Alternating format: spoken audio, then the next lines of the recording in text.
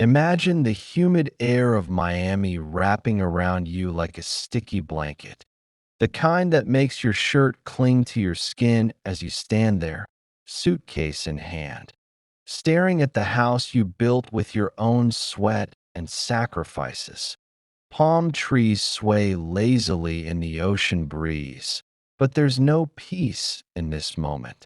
This is the story of a man who gave everything to his family, only to be tossed aside like yesterday's news. But oh, how the tables turned. If you've ever felt taken for granted, betrayed by the ones you love most, then strap in, because this revenge tale will hit you right in the gut and leave you cheering by the end. Picture this. It's a sweltering morning in Miami, the sun already beating down on the colorful stucco homes lining the street. Our protagonist, let's call him Jack, is in his mid-60s, a hardworking guy who's spent decades grinding away at a construction job to provide for his daughter Emma and her husband, Lucas.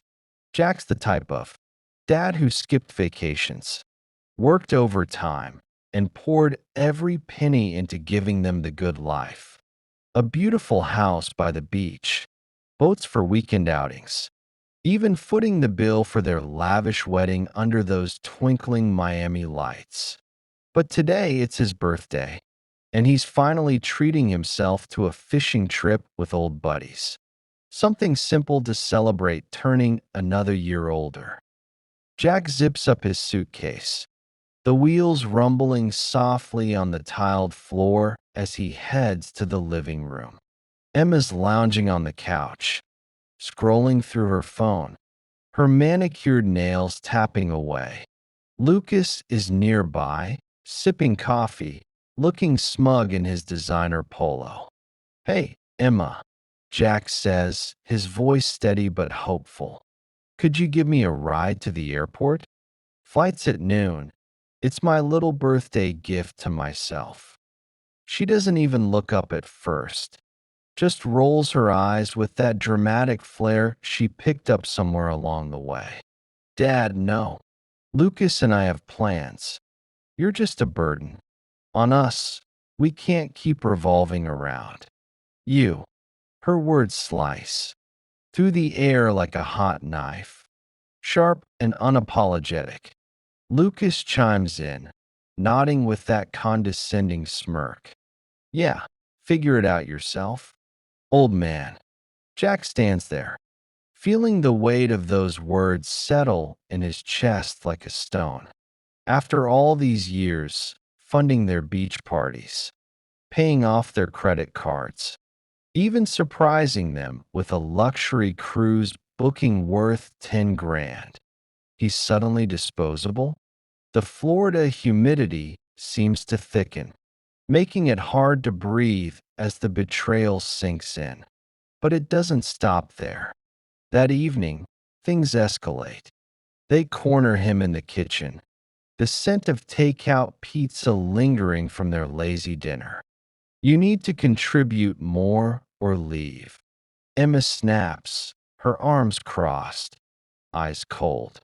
Lucas leans against the counter, adding fuel. "We're not your retirement plan." Jack's heart pounds, a mix of hurt and anger bubbling up. He grabs his suitcase, steps out under the swaying palms, the ocean breeze carrying the faint sound of waves crashing in the distance. He hails a cab to a cheap airport hotel, the neon signs flickering as he checks in, alone on his birthday. If you've ever been dismissed by family, felt like your sacrifices meant nothing, this one's going to resonate deep. Hit that like button if you're already rooting for Jack. Subscribe for more stories where justice gets served hot. And let's dive into how he turned the tables in the most satisfying way. Now, let's rewind a bit to understand how he got here. Jack wasn't always the forgotten dad. Back in the day, he was the rock of the family. After his wife passed away young, he raised Emma single-handedly, working double shifts in the scorching Miami's sun to keep food on the table and dreams alive. He bought that house when Emma was just a teen, a cozy spot with a view of the turquoise water, where she'd host sleepovers and he'd grill burgers on the patio. As she grew up, he supported her through college, even when money was tight, and when she met Lucas, a smooth talking real estate agent with big ambitions but little drive. Jack welcomed him like a son. The wedding was a spectacle, white tents on the beach, live music echoing over the waves, champagne flowing under the stars. Jack footed the bill, smiling through the exhaustion, proud to see his daughter happy. But over time, things shifted. Emma and Lucas moved in after their honeymoon, claiming it was temporary while they got on their feet. Temporary turned into years. Jack paid the condo fees, the utilities, even their car payments, while they lounged by the pool or jetted off to weekend getaways on his dime. He'd come home from work, bones aching, to find them hosting parties, the house filled with laughter that never included him. Little digs started creeping in. Dad, you're always so tired. Maybe retire early, Emma would say. But what she meant was clear: make room for us. Lucas would joke about upgrading the place, eyeing Jack's equity like it was his own. Jack brushed it off at first, telling himself it was just youth. But the resentment built like storm clouds over the Atlantic. Then came the birthday incident, the final straw that snapped everything. Alone in that dingy hotel room, the AC humming faintly, Jack stares at the ceiling, replaying their words. Burden, old man. His phone buzzes. Missed calls from buddies waiting for the fishing trip, but he can't even focus. Instead, a fire ignites inside him, one he hasn't felt in years. Enough is enough. He starts small, but calculated. First, he logs into his banking app on the hotel's spotty Wi-Fi, the screen glowing in the dim light. With a few taps, he halts the automatic payments for their condo fees and credit lines. It's like pulling the plug on a machine, simple but devastating. By morning, the calls start flooding in. Emma's voicemail, panicked.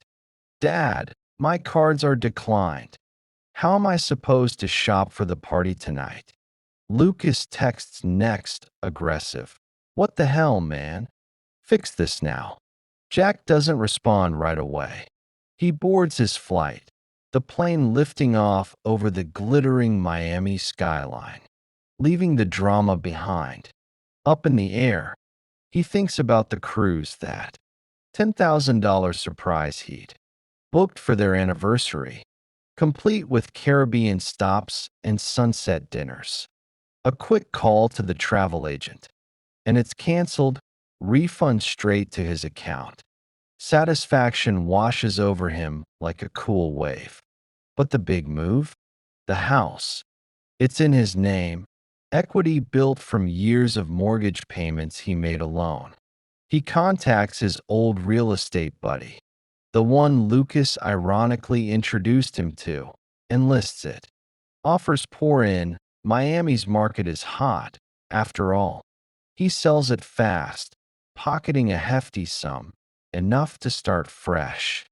Back on the ground, after a week of fishing under the sun, reeling in marlin with laughs echoing over the water, Jack returns to chaos. Emma and Lucas are furious, showing up at his hotel with tears and threats. How could you do this to us? Emma cries, her makeup smudged, the ocean breeze whipping her hair. Lucas paces, red-faced. We'll sue you, old man. This is our home. Jack stands tall, the salt air filling his lungs. You told me to leave. So I did, and took what's mine. Their world crumbles, evicted from the house. Bills piling up, no cruise to escape to.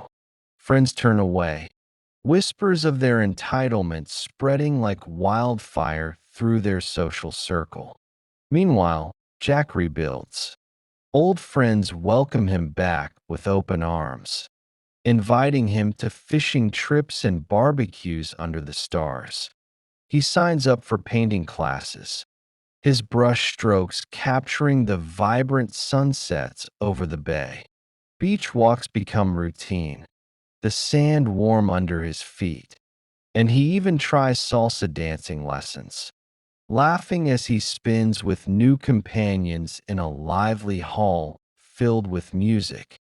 He moves into a vibrant senior community right by the ocean, his balcony overlooking crashing waves.